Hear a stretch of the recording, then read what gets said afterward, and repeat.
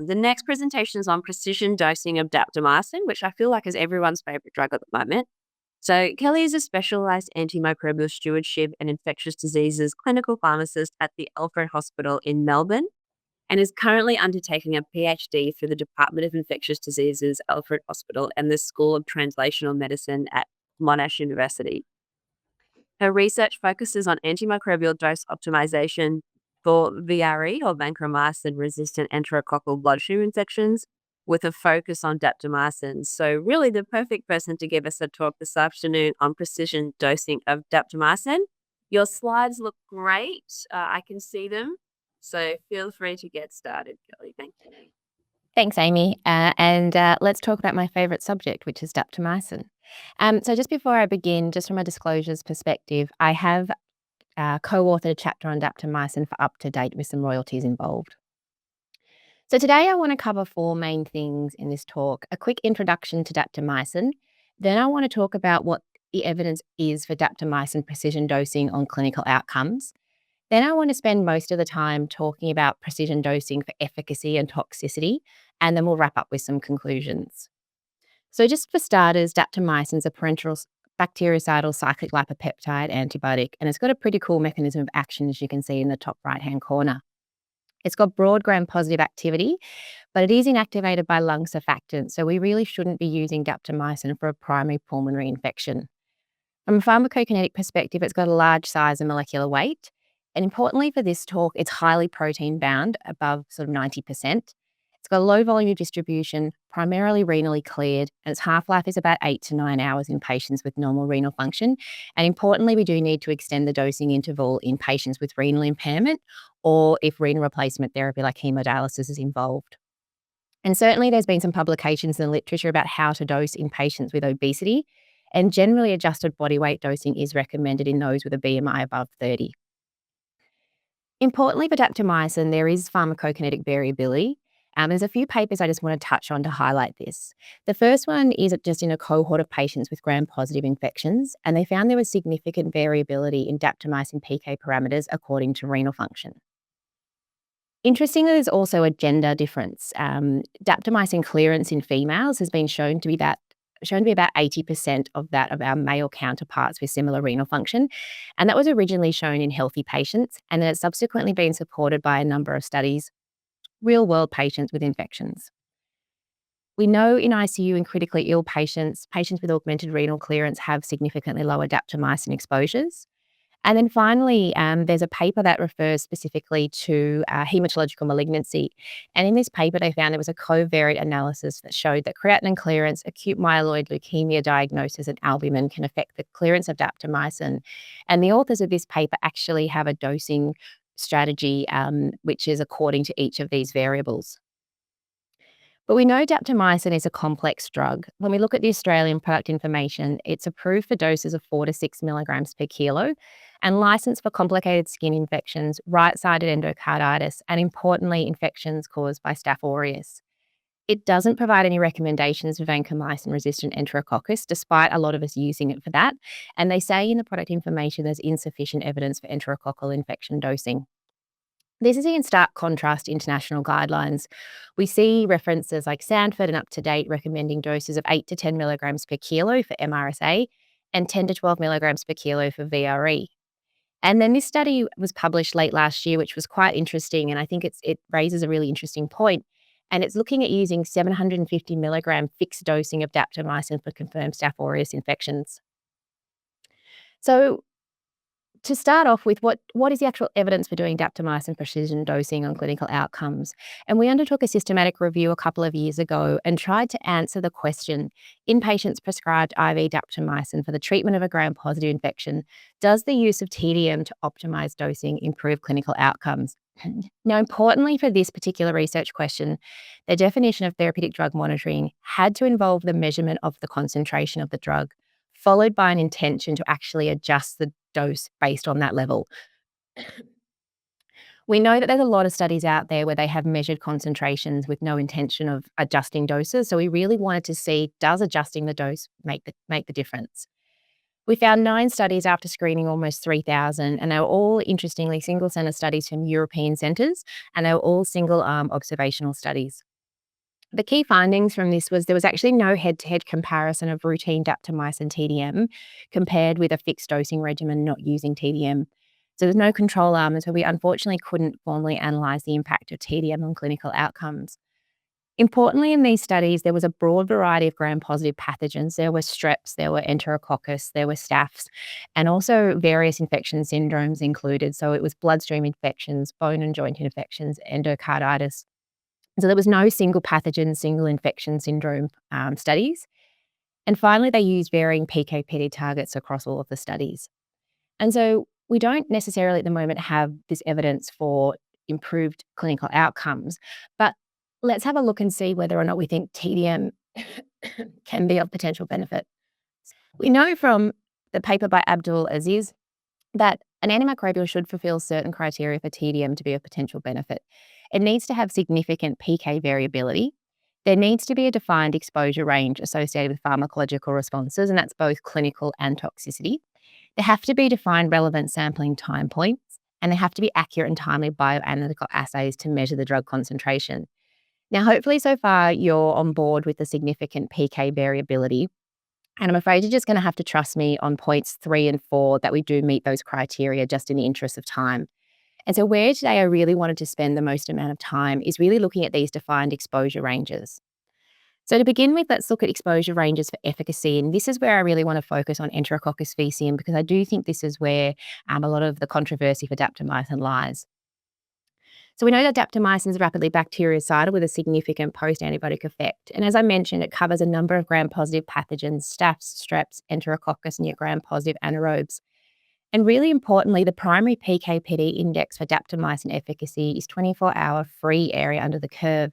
And that free area becomes really important with a drug like daptomycin with high protein binding above 90%. We need to think about the patient populations we're using daptomycin in. For me, at my institution, we generally reserve daptomycin for VRE infections, and my patients who get those VRE infections are largely haematology patients. Over 90% of my haematology patients have low albumin, so it becomes really important knowing what that free fraction and that proportion of the drug that's available to have antimicrobial effect and potential toxicity is. But importantly, when we're talking about daptomycin efficacy, we know that not all pathogens are equal. I wanted to show you some UCAST MIC distribution data to highlight that point. So this is the MIC distributions for Staph aureus, and you can see here that the MICs are relatively low, and they've defined the epidemiological cutoff value, or ECOF, which is the highest MIC without phenotypic resistance, as 1. But what we do know is that the daptomycin wild-type population differs between species.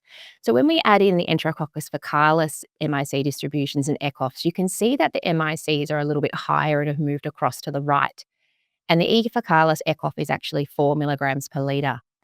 And then when we add in the Enterococcus faecium MIC distributions, you can see that again we've moved further across to the right with the MICs being quite a bit higher than what we saw for Staph aureus.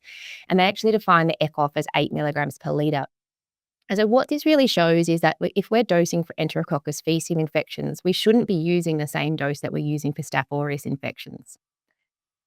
And so what are the daptomycin efficacy targets? Now, I've popped up here the Staph aureus targets that have been published in the literature, and I do think these are the ones that probably got the most amount of evidence behind them. But importantly, just wanted to point out that the AUC to MIC ratio that you can see there is a total drug concentration. So let's have a look at VRE faecium. We know that there's increasing evidence that higher daptomycin doses are required for VRE. The main paper I can think of that started these conversations is a Veterans Affairs cohort with VRE bloodstream infections, and they looked at the daptomycin doses, standard dosing, medium dosing, or high dosing. And if you can see that standard dosing of 6 plus or minus 0.5 milligrams per kilo is really a Staph aureus dose. And what they found is that the high-dose daptomycin was associated with improved survival and microbiological clearance when compared to standard and medium doses. This has subsequently been followed up with a group in Taiwan who looked at 600 patients in a multi-center prospective study, and they found that doses of 11 milligrams per kilo or more of daptomycin were associated with reduced 28-day mortality and microbiological failure compared to those lower doses of 8 to 11 milligrams per kilo. But importantly, those higher doses were associated with an increased CK elevation, And whilst the occurrence was relatively low, sort of just under 4% versus just over 1%, this can be a very severe adverse reaction. And so we do need to really factor this in. And what about breakpoints for Enterococcus faecium? I really like this schema that shows how clinical breakpoints are set and shows the complexity that's in them. There's PKPD data, ECOF distribution data, and plenty more. And CLSI do make breakpoints available for E faecium. They say that if the MIC is 4 or less, it's considered susceptible dose dependent, but if it's 8 or more, it's considered resistant. From a UCAS perspective, they say there's insufficient evidence to provide breakpoints, and that's because of the uncertainty around the ability to achieve adequate exposure against those wild-type E faecium isolates, even when we are using those 12 milligram per kilo doses. And just a reminder that the E faecium ECOF is 8. So where does this uncertainty come from about the E faecium and daptomycin? So there's been some pharmacodynamic analyses, and this was by the Avery group in 2019. It was a CART analysis, and they pooled observational studies that assessed daptomycin treatment in enterococcal bloodstream infections. And they found that a free area under the curve to the MIC ratio of above 27.43 was associated with survival in low acuity patients. And as part of this work, they did some Monte Carlo simulations. And you can see we've got men at the top and women at the bottom on the right-hand side, that the optimal probability of target attainment using daptomycin 12 milligrams per kilo per day was only achievable when the MIC was 2. As you can see on the graphs, once you get to an MIC of 4 and 8, those probability of target attainments really drop off. The Taiwan group have also done a CART analysis to try and determine the free area under the curve to MIC for predicting survival. They found that a level above a result above 75.07 was associated with a lower 28-day mortality. I've also popped a second value of 81.87 there as well. There is a bit of debate about how you should do MIC determination for Enterococcus. And so they provided a value if you've performed MIC by broth microdilution or if you've performed it by e-test. They also did some simulations, and with 12 milligrams per kilo, they found that the probability of target attainment was best and sort of at its highest. Well, I suppose it not as highest, but it was beyond an MIC of 1 was where probability of target attainment really fell away. And again, we've got men at the top and women at the bottom. And you can see that again, that gender difference of probability of target attainment was different between men and women. It probably relates to that reduced clearance that we've seen in women and therefore higher exposure in women than what the men had. Importantly, no doses of daptomycin had a probability of target attainment above 50% when the MIC was 2 or above. So now we're adding to our summary of daptomycin efficacy targets, and you can see here we've got our Staph aureus VRE, and the numbers are very different. And that again, just to really highlight, demonstrates the difference between the free area under the curve that's been postulated for VRE faecium and that total drug concentration for Staph aureus. Importantly for VRE faecium, to my knowledge, there's not a lot of clinical data to support these yet. But I also think it's important when we're thinking about efficacy to think about prevention of resistance. And to the best of my knowledge, I don't think we have efficacy targets yet for daptomycin to prevent development of resistance in either pathogen. So now let's look at just exposure ranges for toxicity. And when I think about toxicity, I think about skeletal muscle toxicity and eosinophilic pneumonia. There's 2 pivotal papers I think of for skeletal muscle toxicity. The first one was in 2010 by Bhavnani and colleagues, and they showed that a trough concentration above 24.3 was most significantly associated with CK elevation. And then 10 years later, the Yamada and colleagues showed that a trough concentration above 19.5 was associated with CK elevation. And certainly when I was looking through the systematic review papers, I think this trough concentration above 24.3 is the one that has been most commonly reported in those studies and probably shows that it was one of the earlier papers in 2010. But more recently, Garriou and colleagues have looked at daptomycin exposure as a risk for adverse effects. And this was looking at data from patients in the prospective Lyon bone and joint infection study. Just over 1,100 patients. And again, 16 had eosinophilic pneumonia and 42 had myotoxicity. And they found significant determinants for these adverse effects. And in particular, they found that having an area under the curve of greater than 939 was associated with daptomycin-induced eosinophilic pneumonia and also myotoxicity. And this has led the authors to propose a target area under the curve of 666 to 939 to maximize efficacy and minimize toxicity. Now, very importantly, you might recognize that 666 from my earlier efficacy target slides. That's a Staph aureus efficacy target. So it's really important that if you're wanting to do some work in this space or you're wanting to monitor concentrations, this is a total drug concentration for Staph aureus. Importantly, from the toxicity perspective, though, toxicity is not pathogen dependent. And so potentially if you have access to an assay that measures total drug concentration, that 939 could be applicable to a broader group of patients. And then following on from the Garriou is this pretty cool paper by Angelini and co. And they looked to identify a pragmatic single sample strategy that could measure daptomycin doses to facilitate an actionable dose adjustment. And they called it the single 7-11-hour sampling. And that it was a collaboration between some US colleagues and some Italian colleagues. And they utilized routine daptomycin TDM from the Clinical Pharmacy Institute of Udine. They built a model in 55 patients and then validated it in an independent set of patients. And then they simulated area under the curve across a wide dosing range, up to a maximum dose of 800. And you can see in the top right-hand corner that shaded blue, they really did achieve some good area under the curves with some of those higher doses. But again, remembering that for these particular, from a PK/PD perspective, this always has to be put in relation to the MIC. But what you can see here is that the green bar just on the top right corner represents that optimal AUC range that Garriou and colleagues identified of 666 to 939. They then did something that I think is pretty cool. They developed a nomogram for dose modification, and the recommended time range for collecting a single daptomycin sample was 7 to 11 hours post the dose. You can see obviously the green section is the optimal concentration of 666 to 939 area under the curve. The grey zones on either side are where monitoring is recommended. And then if your AUC was above 1174, they recommend a dose reduction. If your AUC was less than 500, they recommended an increased dose. I'd highly recommend anyone who's interested to go and have a look at this paper. There's lots of really useful information in the supplementary material as well. But I think it's really interesting to see, again, knowing that the efficacy targets here are from a Staph aureus perspective, what's happening out there and sort of people thinking outside the box. And so just to summarise the remainder of of efficacy and toxicity targets, we've now got 2 measures of toxicity that we can apply across both drugs because, again, remembering that that's not pathogen specific. So we've got trough concentrations, but we've also got the area under the curve. And we can say from the Garriou paper that we've also got a therapeutic window for Staph aureus infections. However, we don't really have anything in that space for VRE faecium yet. So coming back to our criteria for TDM and could it be of potential benefit, hopefully you're all on board that daptomycin does meet the criteria and would be a wonderful drug for TDM to be performed in. But certainly I know we're facing challenges for daptomycin precision dosing.